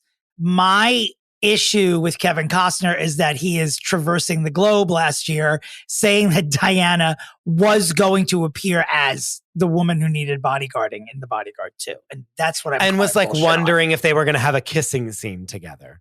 Honestly, I feel like she was so desperate to escape that she would have signed. She would have done it just She would have done it. Yeah. I'm feeling like a lot of panic and bad energy. Like she thought she was going to die. She knew it was coming. And so I think she was trying to look for an escape. Are you getting anything about what her Razzie speech would have been that year? Or no? I think she would have did a great job. I think she would have done a great job, actually. I think she would have been terrible. I think she would have been absolutely terrible. I think she would have just had to have been herself, right? Yeah. I mean, what else can she do? Yeah. I think that she perfected her one, Kitty Scott clause on the past season of Drag Race UK All-Stars in the Snatch Game did an impeccable comedic Princess Diana where he just got that sullen looking up from the ground face that she does. It would have been 100 minutes of that and with no range. It would have been this. I can't do it. I have pictures of Kitty. You have to lift the eyes before the chin. Yeah. Yes. But that is we all know. I mean, we all saw The Crown. We saw it. Do you see I got a black eye at Botox last week? Oh my God. I noticed that and didn't bring it up to you when I saw you in person. Did you notice that I tried to cover it with makeup? Yes. Did you think a trick had smacked me in the face with his genitalia? No. Because that's the real story. Okay, back to Diana. Okay, the other thing that I got was that, and we talked a little bit about how this kind of paved the way for Harry, but I feel like there's also this really aggressive energy. It was giving a lot of Scorpio vibes of like, I'm okay cutting you out. like she also taught him that it's okay to just walk away from things and just leave people in the dust. Kristen, I don't know if that resonates. You're nodding your head. Do you feel like that resonates with them? Yeah, I feel that Diana knew at a certain point it's okay to cut ties with people if they're hurting you or if they're throwing you under the bus. And even Fergie at one point wrote about how Diana at one point did that with her because she felt that Fergie had written something uncharitable about her in one of her, many projects. And so sometimes Diana would just say, that's enough. I'm going to keep my distance from you. I'm going to create space from you. I'm going to go LC or NC, low contact or no contact with certain people. And I think that's something that is a healthy thing we understand nowadays in many cases, unless we're talking about Meghan Markle and the British press, then they don't understand why she would possibly do that. But the greater culture, I think nowadays understands it's okay to do that with certain people. And so, yeah, if Harry got that message from Diana while she was alive, that makes sense to me. It's very much, you have to. Like Meghan was like, I was like needing a lifeline and no one would give it to me. And so I finally had to like step over the line and like say certain things to like get attention. Like it really is, you are like in a prison of the royal family. Like, you know what I mean? Like it really Every is. woman who's married into that family has been treated like crap. Even Kate, they get thrown under the bus constantly. I mean, who can forget Kate Gate with that 20 plus Photoshop, error Mother's Day photo. Oh, that was like an AI gone wrong. Yeah, where initially it was, signed, it was put out there that William took the picture. But then when it was time for the apology to be issued, Kate had to issue the apology. They threw her under the bus and made her take the blame. Yeah, true. The family does not treat women who marry into the family well. And the blood stays true, basically. Yeah, and I think Diana's like the ultimate example of that. And of course, it would be smart to pass on to Harry. You don't have to stay around when people are treating you badly. Look at what this institution has done to mommy. Right. You don't have to be in this forever. Yeah. Well, and that's a lot of when Meghan was getting super famous, when they were dating and when they were like going to get married, that was a lot of, in his memoir, he says like, I just kept getting flashbacks of me being a little kid and me seeing how they treated my mom. And I like, that was like a huge part of them leaving. It wasn't Meghan being like, let's leave. He was like, I can't do this again. Like, I can't go through this again because I know how this ends and it's going to be bad. And so we have to go. Like, that's what he says in his book. Yeah, absolutely. Yeah. He was the one who was pushing, and he said that in the Oprah interview also. Yeah. He was the one pushing to leave the institution. It wasn't Meghan pushing to leave. Yeah. Anyway. Okay. Moving along. Erin, any more? Yes. So the other thing that she really wanted to impart was just like a great sense of compassion. Like that's what she held in her legacy in her life, and that she wants people to carry on. And just finding that compassion for one another. Dom, I know you had brought up like Drag Race, like, and if Diana would care about like them doing the spoofs of her. And that was her answer to that, of just feeling like as long as something is breeding compassion and space for people to, know each other's stories, she was like, that's beautiful. So that's like kind of feels like her anchor point to me. She would have been on Drag Race for sure. Oh, yeah. Are you kidding me? As a judge, she would have been great. Oh, yeah. Yeah. And I mean, speaking of compassion, it's like, other than all of the horrible things that happened to her, like the number one thing that you think of about her is her going to like visit the people in hospital dying of AIDS. Right. Like first, right? Am I wrong? Landmines and AIDS for sure. Yeah. Like it's always what you think about with her. Yeah. And then I asked her if she had any advice for Harry and Meghan specifically. And this surprised me a little bit. She said, keep steering your ship towards the stars. Do not look back. The path is forward. Ground yourself in hope. Know you are divinely guided. So it felt like she was more interested in them pushing forward on this new path. And I got something about Meghan. I said, what do you want like the listeners of FFP to know? And she says, Wow. Wait, hold on. Pause. Let's just shrink that in. This is too much. This is too much. We have We've jumped the shark. We've jumped the shark. But wait, I actually know. I want to know. We're not just international. We're now interdimensional. That's where we are. Is Diana a listener? Did you ask her? But this is what she said about Meghan, which I thought was really interesting. She says, Meghan is a little warrior and a great mother. She's been deeply wounded by her own light. Yeah. But do not overlook her. She is a diamond ready to burst through. When she does, the world will rejoice. And that to me really felt like that we haven't seen what Meghan's capable of yet. Like she's in this tumultuous place where she's transitioning. She's figuring out her shit in LA. She's transitioning as well? How many layers will there be? But you know, she's trying to figure out like what it means to be a royal here. And I feel like once she gets comfortable, once she gets confident, once she learns, like we're not there yet. Like we need to give her like a 5 to 10 year runway. That's how I felt. We need what a perfect slide into the pool to fix her. Before we fix, Erin, can you please tell us the note about the jam? Oh, I think Meghan has Diana's recipe for jam. I think we're getting Diana's jam. Oh my God. Wow. Because when you said jam, then I had like a shiver at my... I'm shaking. I think we're getting, I think the show in a lot of ways, and I think what Meghan is good at is that she kind of knows how to sidestep into Diana. She knows how to use the ring and use those little nods to the people. Like she really does want to be her, you know, a great daughter-in-law to her.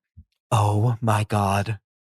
If she pulls out a little piece of, I'm like shaking like a rattle. If she pulls out a piece of paper that is Diana's handwriting that says jam recipe, and then I will clitorally jump into traffic because there's nothing left to do. No, it's going to be at the end of the first episode of the new Netflix show. Someone's going to say the jam is delicious, and then she's going to look directly down the barrel of the camera and say, "Thank you. It's my mother-in-law's recipe." And then they're going to fade to black and the world's going to explode. Collapse. Yeah. It's going to be like when a black hole opens up and like planets just like cave in on themselves. Yeah.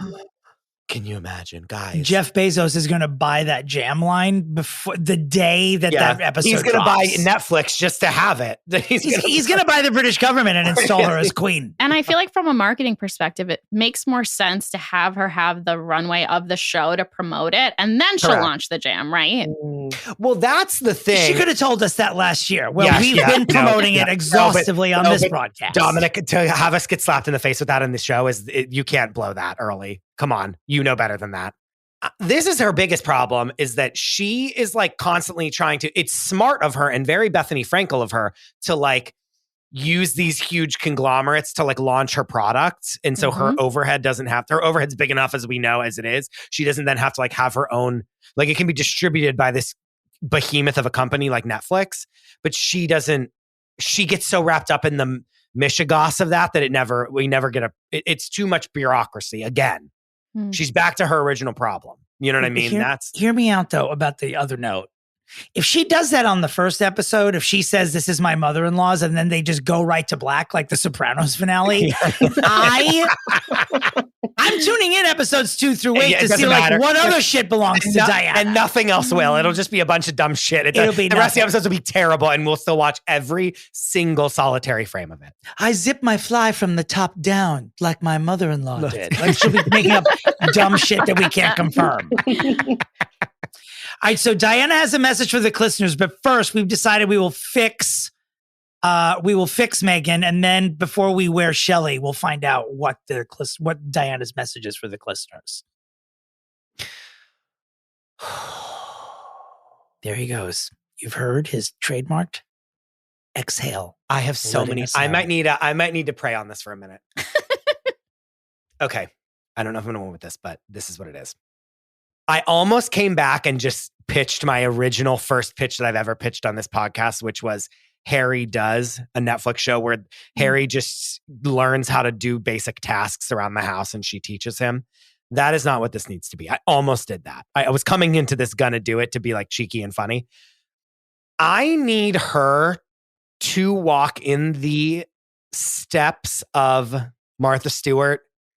And I need her to have a line at either Walmart, Target would be great, or Home Goods that is truly called either American. It can be under American Riviera Orchard, or it's literally just Meghan Markle. She would want to put it under American brand. Rachel Zoe. I need her to have a line of homewares. This show should launch I don't think it will, but like she should follow up with a line of homewares, and she could start to do cooking shows. She could start to do all this stuff. She so desperately wants to be the new Martha Stewart. It's so blatantly obvious by what this show is and the timing of it coming out after this Martha documentary. She needs to do a home show, but she's doing a home show. This is what's so fucking hard about it, is that everything she's doing is so calculated and it's so refined and it's so perfect. And I want to see her with egg on her face. Mm-hmm. I want her to go on the fucking Traitors is what I want her to actually do, but she'll never do that. She'll never do it. That's what she should do, is go on Traitors. What she needs to do is do a show that is truly like Newlyweds, where it's her and Harry. That's my pitch. I need her in her house alone with Harry, and then with the assistants, with all the people. She's doing this stuff. She's going around. I need to see what her day-to-day life actually is like. I know that it's desperately not what she wants, and this pitch is terrible, but that's what she actually could do to solve this problem. She so desperately wants to look perfect, and there's nothing wrong with her, and she's amazing, and she's great. But instead, I need to see her like crying because her kids are driving her crazy. I need to see her getting in a fight with Harry about something stupid, like where the dishes go in the drawer. You can't take that car because I need to take that car to go here. You need to take this car to go there. Dumb bullshit that makes her a real person, because she got to skip over all of the parts of celebrity and then became a royal. And we know her as Rachel from Suits. She was like a 2-bit actress that was on a USA show. Do you know what I mean? Let's not act like she's like in the leagues. She went from being like someone that wouldn't even be invited to the Golden Globes to being someone who's going to like the red carpet of every single event possible. And we skipped over all the parts in between that would make her a real person. I need her to be in a reality show with Harry where we see behind the curtain, period. I know it's a bad pitch, but like that will actually fix her. And that is my pitch. We're going in definitely two different directions here. I know. I mean, I like your pitch. I know I'm not doing that because your pitch sucks. I mean, I think that's good. I feel like she's had so many years to sort of get this together, and all she's done, she was an actress. That was how she was going to support herself for the rest of her life. And then she decided to marry Harry. Okay, so now your job when you're a member of the firm is to be a princess for the rest of your life. And then they left the firm, but she's still living like she's a fucking princess. And she's still like touring disaster sites and starting a lifestyle brand. All this is very sort of princessy, me in real life, trying to do what I think people want. Drop it, stop the jelly, and just be an actress. That would be the most unusual thing for you to do, is like, you didn't want to be in the royal family. You're not. You know what?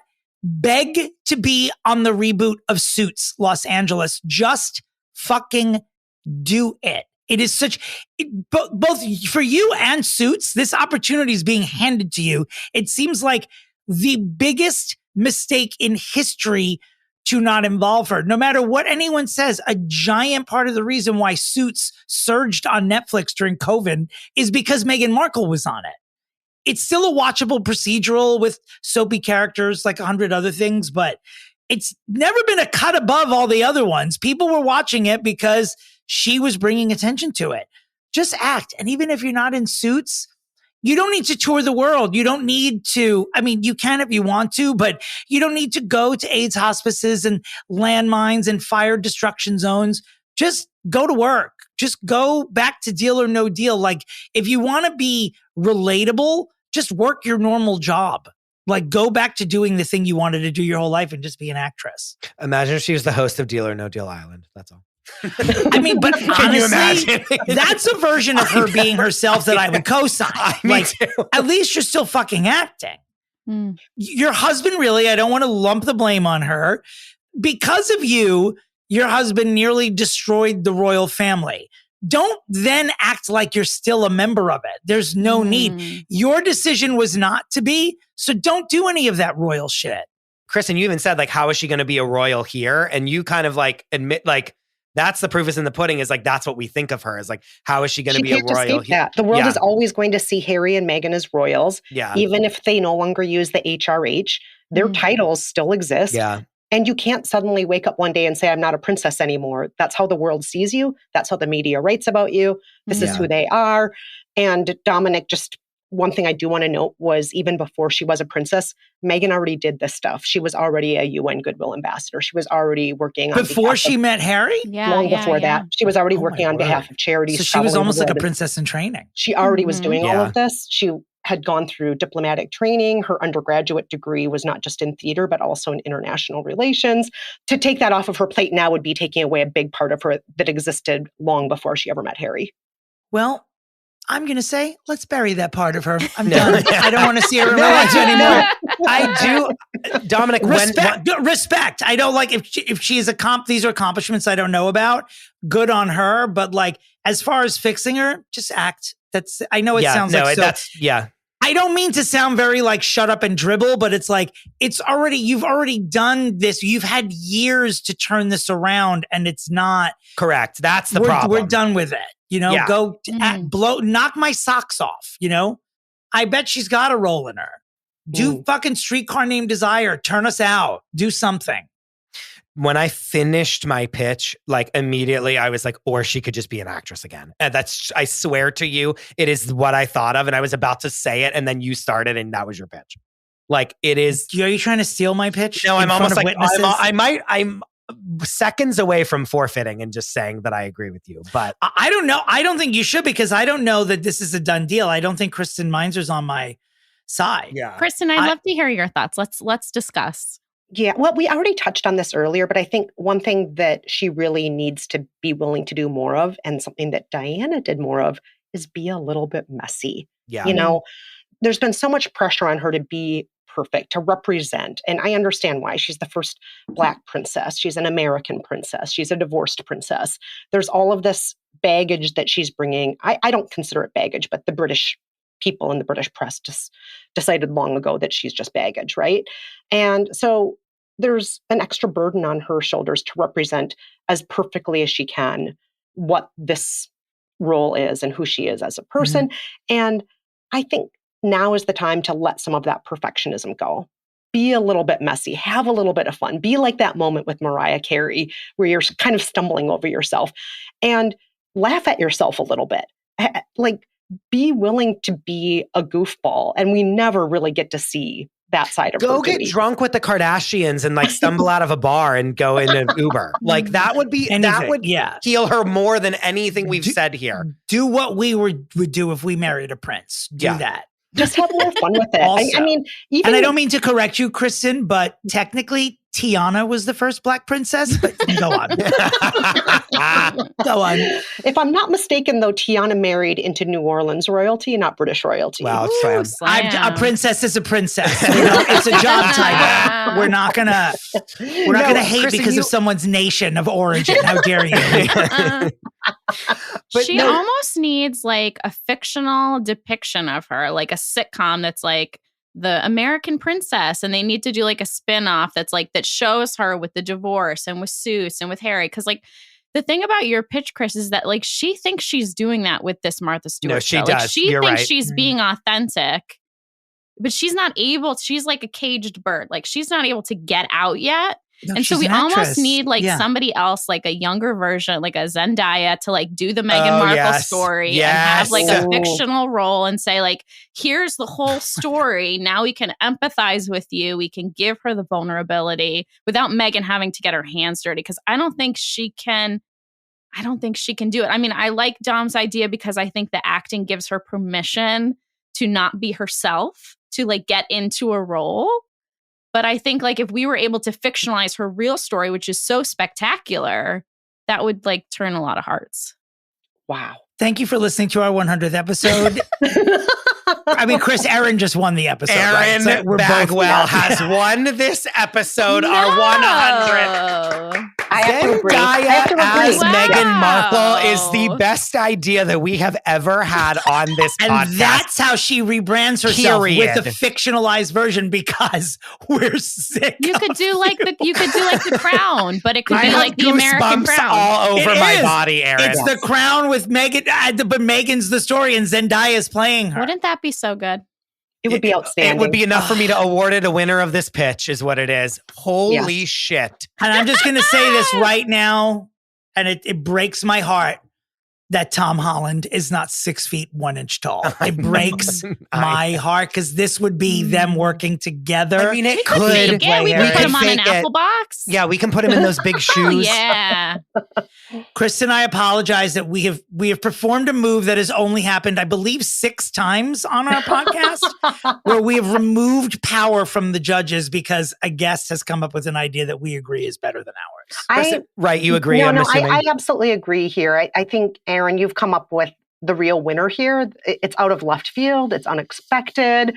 It gives Meghan a chance to do certain things that Meghan herself just isn't going to do. She's not going to, at least at this point in her career, break out of that perfectionism yet.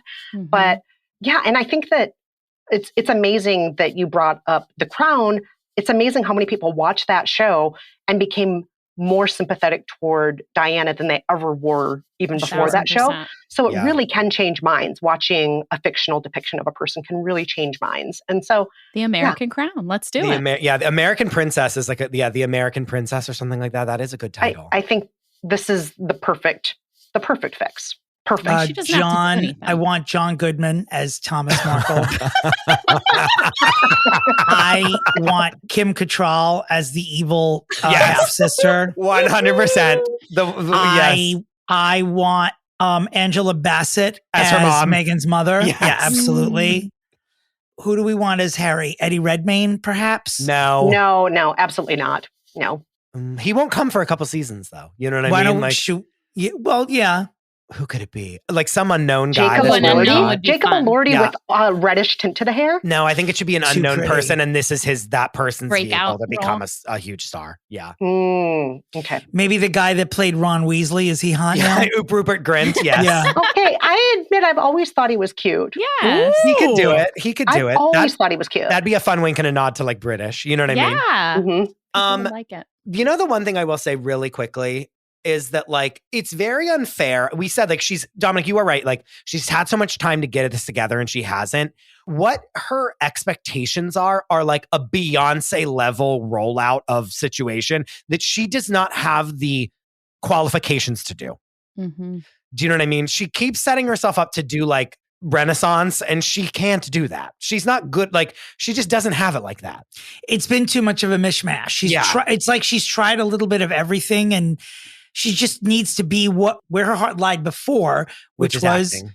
Being an actress. Yeah, I think she can still do like the community stuff that Kristen was talking about earlier. Needs the space. I bet you, as the years go by and as she becomes more solidified and more comfortable and more back acclimated into like American pop culture, but I feel like this woman is so deeply wounded in her trauma from the UK 100%. that she's like our Britney. Like we've got to do a prayer circle for her. We've got to because she's just not there yet. And it's no coincidence that the name of her company is American Riviera Orchard and that Britney's new name is Zila Maria River Red. Maria River Red. I'm making a very wide left there, but it's the universe telling us they're the same.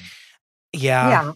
But Erin, I think you're right. She needs time and space to do this. What Diana told you through the sphere about, following her heart, but it takes time. She has done a lot in the last 5 years, not just stepping down from royal duties, finding a new home, getting a fresh start. Also having 2 kids. Having 2 children is no joke. It's a lot to do. And then to try and reinvent your career in the midst of all of that, that's a lot to do. Trying to get your husband acclimated to a new country he's never lived in. He can't even load a dishwasher. Yeah, that doesn't know how to wipe his own ass. Doesn't know how to wipe his own ass. You know what I mean? Like, right? Doesn't know how to call an Uber. Cycling through a new linen white button-down shirt and a pair of mom jeans every time you're out in public. I mean, this is exhausting work. Yeah. But I think it's reasonable to expect 5 to 10 years to acclimate to what the next thing is for both her and for Harry. Harry's never been anything other than a prince. No. And guys, could she quote unquote direct an episode? Like, could we go there? Do you know what I mean? She would absolutely be a producer and she would absolutely have story credit. Yeah, of course. I don't know if she needs to direct. I think she can be saying like that gives her something to do. Like, you know what I mean? She needs like a best friend who she trusts with her story to like run with it. Like, I feel like she can't be like super involved because then she's going to dim it. She's going to water it down. Tyler Perry. Oh my word. Now, Shonda Rhimes. Remember, Shonda Rhimes. Never forget, they lived in his house. Yeah. They did, but I think Shonda Rhimes needs to do this. I Yeah. know Yeah. I've already mentioned Shonda Rhimes on my imaginary show, The Kensingtons, which I discussed when we were trying to fix Kate and William. But yeah, I think we need to have some version of that. No, I like that solution as well. I really like that. Because then it could be a little sexy too. Mm-hmm. Yeah. Oh, yeah. I think we need a little sex. And like we love, Shonda, it's like from Shonda Rhimes, the Meghan Markle story, we're all, what person on this planet isn't lining up to Netflix to watch? What if the show is just called Rachel by Shonda Rhimes? Oh. We have to, I don't know if we can air this episode because she's going to steal this right out of it. They will make this show. They will make this show 100%. Okay. Wow. Wow. Whirlwind. Okay, Erin, hit us with Give us, this is what Diana's message directly to the listeners. Okay. It's a little, spiritual. So stay with me. Okay. There will always be darkness in the world. The light is part of the day. But we can each day choose where to give our energy, where to spend it. And I believe there is nothing quite as important as feeding the light. Let your light grow and nurture her every day. That's beautiful. Does she know where Shelley is? I thought the end of that message was going to be Shelley is in a cardboard box on a beach in Aruba. Oh, poor Shelley. Is there any last going to Shelley? Erin, any last things that you need to bring up about your time with Diana? Is it, do we feel like yes, you did it? There's just one more thing. I asked her for signs, to send us signs. And so we're to look for doves, white doves. White doves. Yeah. So if you see any white doves this week, I want people to tag the Fixing Famous People podcast and share their doves with us. Amazing. Lovely. God, what a time. What a time, guys. What 100 episodes. Yeah, congratulations, you guys. It's so incredible. My emotions are literally on every single, I am an absolute mess right now. Thank you both for being here. Thank you both of you for bringing so much joy and light to the world through your show. Thank you for making so many people around the world laugh every week at your gossip, at your solutions. Thank you for helping celebrities to fix themselves, because so many of them have clearly followed the advice that you've given them on the show. This is a TED Talk for those people, basically. Yeah. So thank you, both of you. Thank you, Kristen. Thank you for returning whenever we bring up the royals. Thank you, Erin, as well, for being such a good friend of the podcast and the Buffalo Medium, putting us, unlike other podcasts, putting us in touch with guests they can't book, but we can pretty much have whoever we want here. Dominic, do you think that this show is what Diana means by feeding the light?